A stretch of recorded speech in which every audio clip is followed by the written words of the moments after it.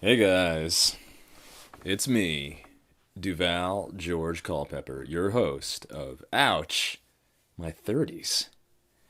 How are we doing on this, what is this, week 3 of Corona quarantine? I have nothing to say on the matter. Is it really April 6th? Oh my god. I've been asleep for 4 weeks. I'll just dive right into it. My father has been in prison for a total of 33 years now, uh, give or take a year or two. And he and I don't have a bad relationship. You know, my mom took me to see him like every month when I was a kid. You know, probably up until high school when I stopped giving a fuck, and was like, I need to find my own path. So I know him pretty well. You know, it wasn't behind like a plexiglass partition with two payphone receivers. There was like a community cafeteria, and like we got to spend like an hour or two together. And he would like read me Bible parables because he obviously became religion. Went to prison, found God. To which I say, couldn't you have found God before the double homicide? But I digress. So anyway, he and I have a good relationship, and he's on his way out of prison, and supposedly is going to be getting out of prison in June. And leading up to that, like he wants me to help him with his. My dad's got a lot of ideas. I am my father's son for sure. He has a lot of ambition, you know, which in the '80s, manifested itself and accumulated in just being like a '80s drug baron. But now he's trying to, you know, do more positive things, and he's got like a screenplay that he wants made. And my dad like doesn't know how like the world works because he's been in prison, and it's not his fault. He's an incredibly intelligent guy. He has like patents for devices that he made while he was in prison. You know, he's very well read, but he doesn't know the intricacies of Hollywood. But there are members of my family who do. So blah blah blah. Long story short, my father sends me the screenplay that he wants me to like. I don't know what he wants me to do. He wants me to read it and like make it better or something. By page 7, well, let me restart. Basically, it's like a story of like a crime family, you know, kind of coming up in the hood. Uh, but also a story of redemption and religion, and you know what it means to, you know, step up and like be responsible for your family and all those good things. Uh, but by page 7, the his wife's character in the screenplay is reveals that she's a former Navy SEAL, and they go like on a raid of like a drug baron's mansion, and it's badass. But I'm like, Dad, this ain't exactly a fucking indie movie here, okay? Between the car chases, the ex Navy SEALs, and like the paragliding shootout sequence, you're gonna need a little budget for this.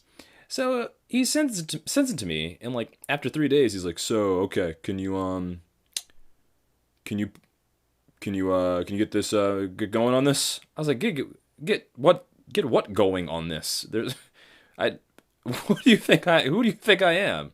Nigga, I'm trying to get my career in order, not launch my father's fucking age. I mean, I would love to help my dad, but you know, there's only so much I can do at this particular juncture. So anyway, I had to kind of politely tell him like I'm not your assistant. Like I'll happily do what I can. You know, I'll proofread it. I'll make whatever suggestions I can. But that's my fear. Like he's gonna get out of prison and he's gonna think that like I'm some 17-year-old, not a 33-year-old adult male who's like got his own life and his own shit. And I want to help him. Like I don't want him to fall back into his old ways, shall we say? Because he got out after 26 years. When I was 26, he went to prison when I was born, literally. He really didn't want to stick around. Uh, and I wasn't around. I didn't see him when he got out, just because I was like at the time like there's this bitch who listens to this who's like, all you talk about is that you drive cross country and you're a loner. Well, guess what? I am.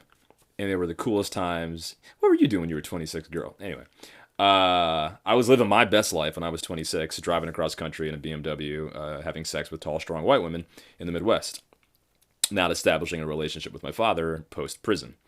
So he ended up going back to jail because he violated parole and for a stupid reason. And when my father was in prison before, I was like, yeah, this nigga deserves to be there. When he got out of prison and went back for like buying a dime bag in front of one of those dystopian NYPD like monitoring towers, a crime that like rich white girls easily avoid for a number of reasons. Most importantly, they get their weed delivered. So when my dad went back to jail for that bullshit, that is when I was like, that's fucked up. This system is gunning for my family and my dad, and like that's when it became personal. Before, when Duval's father was a man of the streets, he knew he deserved the time he served.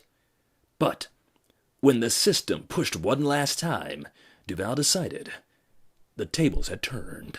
Anyway, so now I want to help my dad as best I can, but I can't do it at the expense of my own life, and I think this is a common thread for most people in their 30s or any age really, but particularly now you have to kind of decide, what's the difference between my own happiness and my own fruitful existence and living for other people who can't get their shit together and never have. So I don't know. It's tough. I really want to help my dad, but I don't want to be fucking making his ridiculous female Navy SEAL movie, which again does sound badass. But I think he underestimates the amount of time and energy and effort that is required. He's like, yeah, your cousin, he knows Tyler Perry, right? So you can just drop it off at his house. I was like, the fuck? I'm not going to Tyler Perry's house to drop off your goddamn movie, Dad. I don't know. Jesus Christ. What else? I was also thinking about like happiness, because to be honest, I haven't been happy in fucking 36 years. I've been happy in like 4 or 5 years. I've been debating suicide for probably 4. I've been debating suicide since I was like 12, but mom's abusive boyfriends. But more recently as an adult, I'm just like tired and stressed, and just like life gets so real so fast. But all that aside, I was reminiscing on trying to mitigate these feelings of despair. I've been looking at like when was the last time I was truly happy, and I have these memories of like, it's funny. I moved to LA and I had a lot of success there in 2012, but I hated it at the time because that's what you do when you have the world in your hand. And I knew this, and I was just being like a little pompous prick. But I was like, these people are so shallow and superficial, and like I hate getting paid thousands of dollars for like 4 hours of work, blah blah blah. And you working in the industry, like, yes, all those things are also true, but I guess I didn't appreciate the other side of that coin. So I was doing this Budweiser commercial, this Super Bowl commercial in like 2013, and I was like the star of the commercial for the most part. I was like dancing on this table. My ex-girlfriend, who was like stuck back in like a shit town in upstate New York, got to see me while she was bartending on TV, and everyone's like, "Oh shit, that's Duval!" Like everybody texted me. It was a good win. But on that commercial, I met this girl Melissa, who I ended up dating, and I don't really date. I just like fuck and then like never speak to a girl again. Not because I'm like some hotshot. It's because I'm dead inside. Because again, mom's abusive boyfriends. Wow, we're really putting some stuff together here, Duval. This is going to be a good one. Yeah, and this girl was like really like solemn and like somber and like obviously beautiful. This Italian girl from Boston, and she just had this real kind of like downtrodden energy that I could relate to. And yeah, and I don't know, it was like I guess I liked her a lot. And again, I ruined that because I was like, LA's fake, I'm leaving. But there was these beautiful moments. Like I remember waking up at her place, and she made 2 cups of coffee. She made a pot of coffee. You know, it was in Los Feliz, early morning Los Feliz light coming through the blinds. And she crawls back into bed. I'm drinking coffee. Fucking love coffee. She turns on the TV and she's like, "Can you explain the news to me?" I was like, What part?" She's like, "This is all of it. I don't understand what any of this means." And I got to lay in bed explaining the news to her, and in my arrogant, narcissistic, self, really enjoyed that. And it was just this nice fucking feeling. And then I had an audition for a Taco Bell commercial. And I was like, I gotta go, babe. I gotta go to this Taco Bell audition. I don't know if I'm probably not gonna get it, these fucking things. And she looked me in the eyes and she said, "You're gonna book it." And she kissed me on the lips. And I went to that audition. And I booked that fucking Taco Bell commercial. And got paid $4,500 for literally 2.5 hours of work. So I guess this is why I'm suicidal. Because I'm at my fucking mom's house in the middle of a global pandemic in my underwear at 33 years old, reminiscing about a pretty good life I used to have. But all that aside, you can't go back in time and you can't go back to the past. All you can do is kind of appreciate what you've learned and put that into some actionable, and put it into action to make a better future. So yeah, it and I don't know if that means, but that's the thing. I don't know if that means you just go back to LA, do it again, because I'm also not that 26-year-old anymore for a lot of reasons, you know. And I don't know if it would make me happy just to like keep doing commercials and like blah blah blah. It wouldn't make me happy, but that quest of me like rambling across America trying to find myself has reaped a lot of things. Like I do know better who I am, you know. I have done things that I wanted to do that I didn't think I was getting done in LA. Like I wrote a book. I can actually point to something, how to manage your girlfriend's white guilt. Let me say that more clearly because it's a great book. How to Manage Your Girlfriend's White Guilt, my book.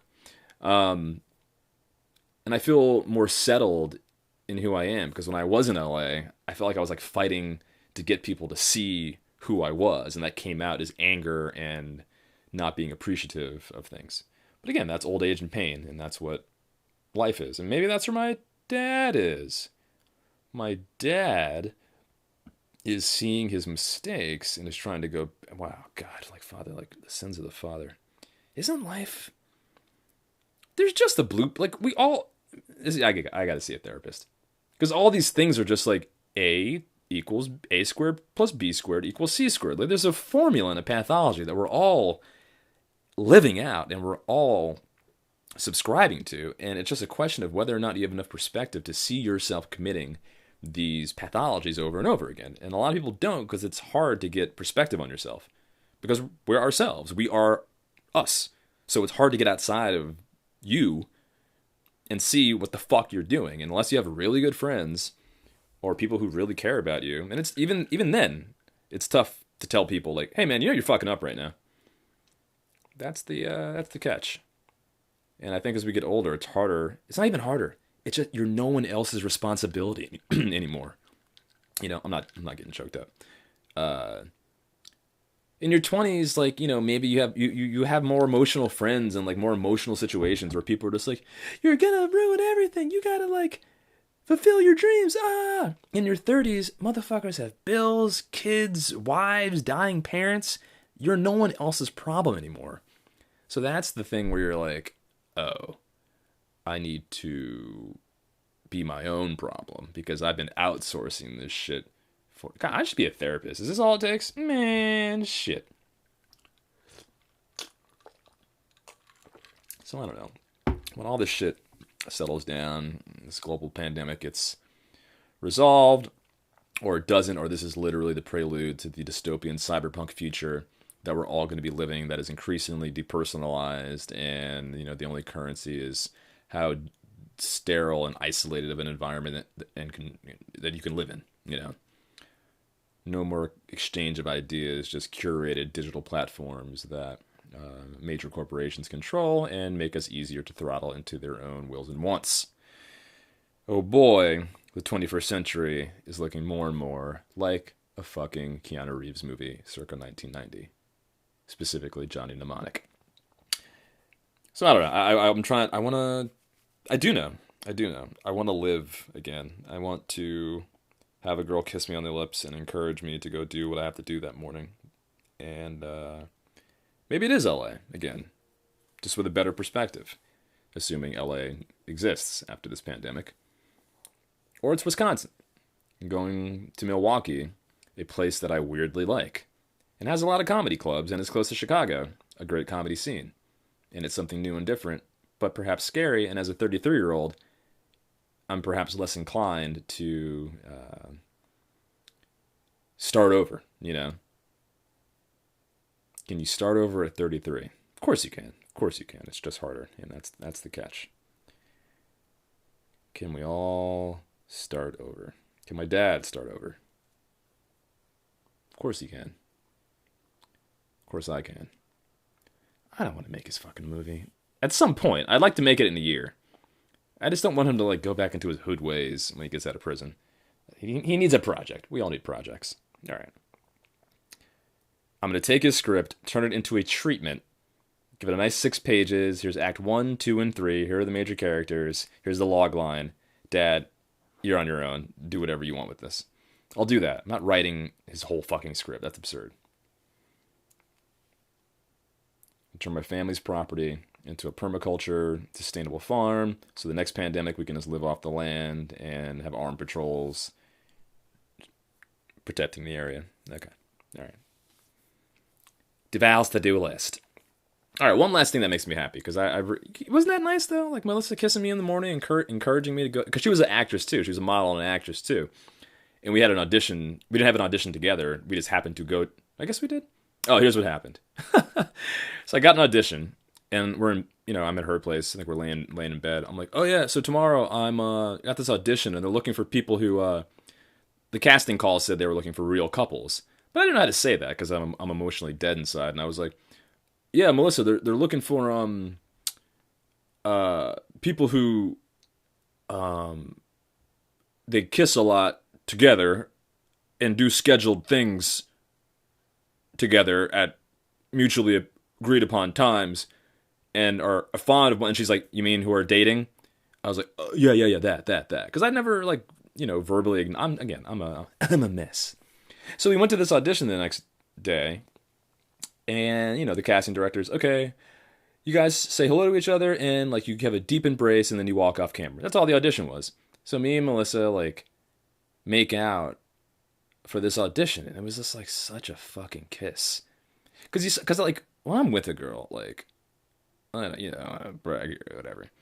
I'm either not with a girl at all, because I know it's just bullshit, and I hate contrived human dynamics, or I'm like, we're fucking the funniest, most good-looking, ball of energy, everyone's eye falls on us, draw of attraction in the room when we enter, and we were just making the fuck out. And I think we were just a little too sexual for the commercial, because we were just like, and then we walked off, and then she went home, and I went to another audition, and it was just LA gave me a lot of order. And I think perhaps that's what's lacking in my life. Because the problem with this industry is that you can make a lot of money at once. And if you're like me, lazy, once you make that money, you and an introvert and depressed, you just kind of disappear from existence. And then you're like, wait, what's happening? Okay, well, each one of these podcasts, I'm going to talk about one happy thing from my past that I want to try to recreate in the future. And a relationship might be one of those things. But I'm not in a rush to be in a relationship. I don't want to be in a relationship for the sake of being in a relationship. Comedy and pursuing that is what if I don't get back into it now, it's I'll hate the rest of my life. So I can't be dealing with some girl who's just why are you doing open mics every night? We don't do anything. It's here's what you need to do, Val. Go to a comedy scene, go to Milwaukee, go to LA, and just find some comic girl who you just go to open mics together and you just fuck and tell jokes and date a comic, Duval. That's your advice for yourself, because that's gonna work out. All right. Well, I hope you guys are doing okay. Hope your parents aren't derailing you from your dreams. Okay, we've covered a lot of territory here, guys.